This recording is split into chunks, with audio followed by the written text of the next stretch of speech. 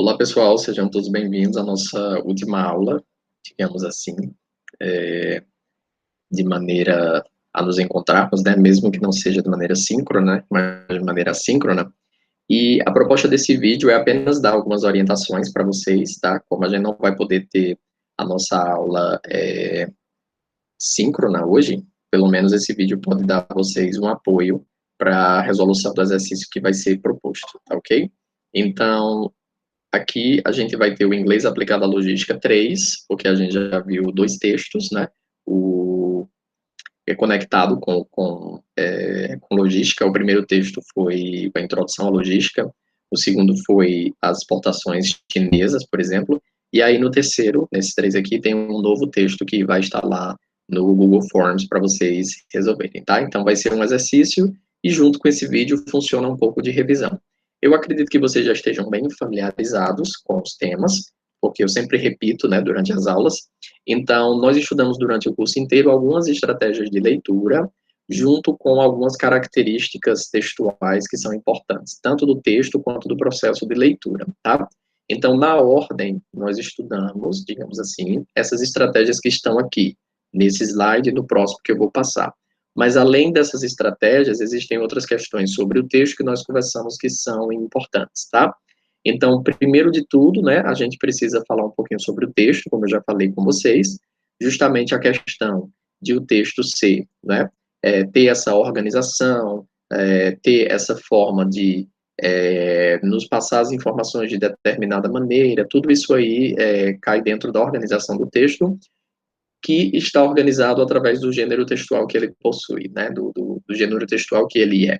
Então, esse gênero textual é importante sempre, né, a gente ter em mente, e junto do gênero textual, é importante que você tenha também em mente qual é o seu objetivo de leitura, porque a depender do seu objetivo de leitura, você vai ter uma estratégia para aplicar, ou mais de uma estratégia para aplicar. Então, nesse sentido, são questões que não são necessariamente estratégias de leitura, né, o gênero textual, o seu objetivo de leitura, qual leitura você vai fazer, se é uma leitura rápida, é uma leitura lenta, se é uma leitura específica ou se é uma leitura geral, tudo isso aí não são necessariamente estratégias de leitura, mas entram, né, nesse universo das estratégias de leitura, porque justamente elas contribuem para que a gente chegue lá no final, que é na interpretação do texto, tá? Então, todas essas questões, né, elas têm a ver também com as estratégias e com o processo de leitura. Então, antes de iniciar qualquer leitura, que é o que vocês vão fazer agora com a atividade, né, é importante você olhar o texto, ver essas características, gênero textual, dar uma olhadinha no seu objetivo, que no caso vai ser responder as questões, né, e a partir daí você vai vendo, então, como que você organiza a sua leitura. Lembrando que a leitura depende do seu objetivo é responder a atividade baseada no texto, então, tente sempre casar o seu objetivo com a sua leitura, fazendo aquela divisão clássica que eu falei para vocês, né, nos processos de leitura, uma pré-leitura, na qual você tenta prever algumas informações que vão estar no texto, né, a partir da leitura inicial, da leitura geral, né, a partir do skimming, né, a partir de ler o título, ler uma imagem, ler alguma informação que está ali mais visível no texto, né. Você pode, depois da pré-leitura, fazer uma leitura de fato do texto, e aí tem todas essas estratégias que nós vamos relembrar, que você pode aplicar, e tem uma pós-leitura, que, enfim, existem muitos exercícios que você pode fazer após a leitura do texto. No nosso caso, temos um exercício específico, mas você pode fazer um exercício diferente, você pode fazer um resumo do texto, né? Você pode fazer uma crítica ao texto, né? Você pode conversar, dialogar, debater sobre o texto. Existem inúmeras, né, ferramentas que você pode usar para fazer uma pós-leitura. Então, existem, como eu falei para vocês, alguns, digamos, passo a passo, né, um passo a passo, mas você pode, né, cumprir esse passo a passo ou não, depende sempre do seu objetivo de leitura, como eu falei, né. Então, geralmente, a gente começa pelos cognatos, né, porque são aquelas palavras semelhantes. A dica que eu dei para vocês é que a gente vá marcando esses cognatos, né, vai ali circulando, destacando, e ver se só com os cognatos já é possível montar uma ideia, né, se já é possível montar um progresso em relação à compreensão. Além dos cognatos, ao mesmo tempo, você já pode ir aplicando a união das palavras que você conhece. Junta as palavras que você conhece em inglês com os cognatos, né, que são parecidos, e aí você tem pelo menos o dobro de possibilidades de interpretação, tá? Como eu falei, essa questão das palavras, quais palavras você conhece, varia muito de aluno para aluno, porque depende, de fato, quanto que você tem de vocabulário na língua inglesa, tá? Mas, geralmente, são as palavras mais comuns do idioma, junto com as palavras da área de vocês, né, que é o vocabulário específico, ok? Quando você está aplicando essa estratégia, que seriam aí as primeiras, né, você já pode ter uma boa ideia do texto, e isso vai fazer a gente caminhar para a segunda estratégia, que é o nosso conhecimento prévio, que vai estar sendo ativado desde o início da leitura. Quando você viu o título do texto, o conhecimento prévio, ele já começa a funcionar, não é? Se você faz uma atividade de pré-leitura, ele começa a funcionar também. Então, o conhecimento prévio está aí andando com a gente a todo momento durante o texto, na pré-leitura, na leitura ou na pós-leitura, ok? Já no início do texto, né, vocês fazem também essa terceira estratégia, que é o skimming, que é justamente aquela leitura rápida, aquela leitura de imagens, leitura de títulos e subtítulos, é uma leitura bem superficial, mas que já te ajuda a dar uma ideia do tema do texto. E, né, aí que anda junto com o skimming, geralmente o scanning, que é a quarta estratégia que nós estudamos, justamente aquela que a gente usa para informações específicas, né, para procurar alguma coisa muito específica no texto, uma data, um valor, uma porcentagem, um nome próprio, enfim, alguma coisa muito específica dentro do texto, né, que é justamente o scanning que nos ajuda a escanear, não é por isso que se chama scanning, a escanear o texto em busca dessa informação, tá? São leituras rápidas, tanto o skimming quanto o scanning, são leituras rápidas para você pegar logo as informações, né, com pressa mesmo, tá? Com velocidade mesmo, ok? Combinado com isso aí, sempre vai ter a informação não verbal, aliás, quase sempre, né? Porque nem todo texto tem imagem, nem todo texto tem desenho, ou gravura, ou tabela, ou alguma coisa do tipo, né? Mas, caso esse texto possua isso, é importante você se debruçar sobre a informação não verbal, porque ela vai te ajudando, não é? Principalmente num texto cujo idioma é um idioma diferente do seu, ok? Então, ela vai te fazer conectar com as palavras, conectar com os assuntos do texto, para que você, de fato, consiga fazer essa compreensão aí um pouquinho maior, né, dos conteúdos. Depois da informação não verbal, falamos um pouquinho da inferência, tá? A inferência, ela combina um pouquinho com o conhecimento prévio, porque a partir do conhecimento prévio e da inferência, você pode deduzir palavras, você pode descobrir ideias, você pode ter uma série de benefícios, né, a partir dessa inferência. Então, a inferência, se a gente traduzir de outra forma, seria basicamente como uma dedução, uma adivinhação. Você consegue, às vezes, adivinhar palavras, adivinhar o complemento do texto, não é? Ou deduzir o complemento, deduzir as palavras a partir de uma informação que já está no texto, né?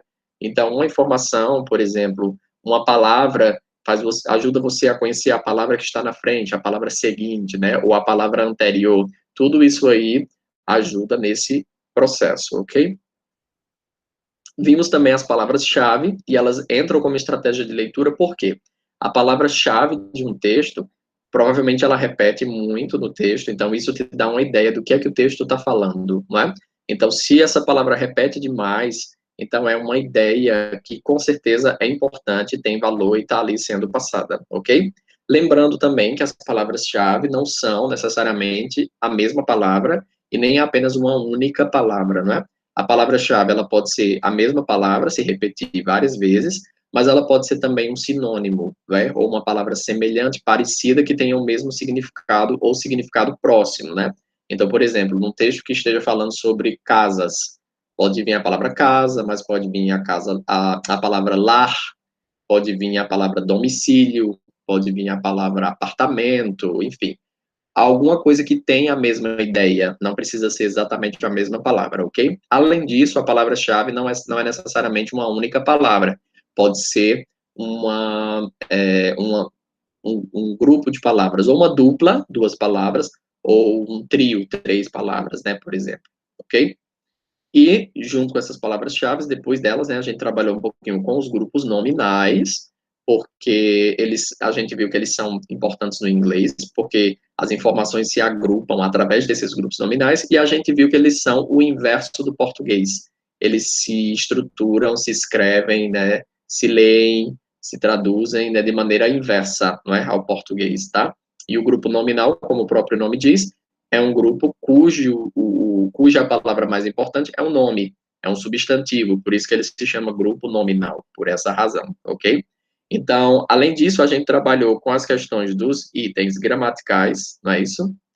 Que eu falei para vocês são muitos, não tem como a gente trabalhar todos, é impossível, num curso tão pequeno como o nosso, mas a gente viu a importância deles, a gente trabalhou um pouquinho com advérbios, falou levemente sobre verbos, por exemplo, mas existem vários outros, né, conjunções, enfim.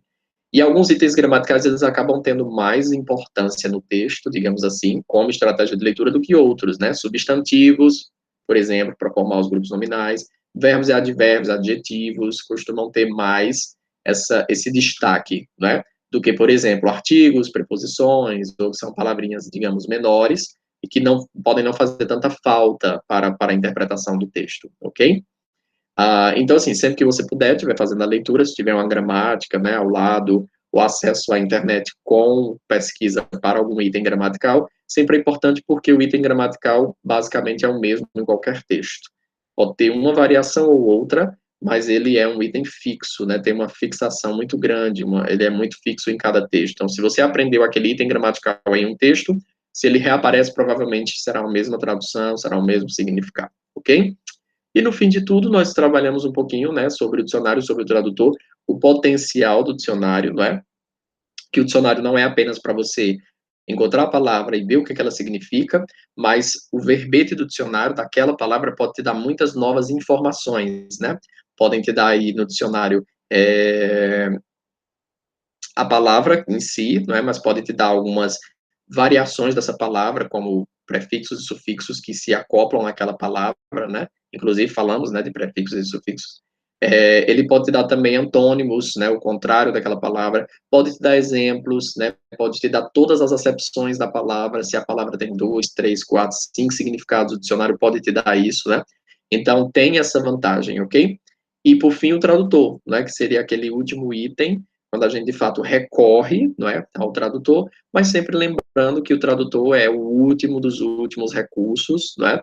E lembrando que ele também é uma máquina, às vezes ele pode se atrapalhar com o sentido do que ele está traduzindo, né? Às vezes ele traduz exatamente como você coloca lá nele, como você digita nele, então isso acaba, às vezes, fazendo com que ele traduza literalmente ou que não tenha tanto sentido. Então, quando usar o tradutor, lembrar disso para, caso necessário, você fazer também algum tipo de adaptação, né, na tradução, ok? Então, gente, é isto, esse vídeo é só realmente um apoio, tá ok? Eu acredito que vocês são capazes de responder esse exercício além desse apoio, né, com todo o conteúdo que a gente trabalhou na disciplina, ok? E aí o exercício vai estar posto no Google Classroom para que vocês possam, né, fazer a resolução e me enviar as respostas, tá? Então, eu encerro por aqui e eu desejo a todos boa sorte.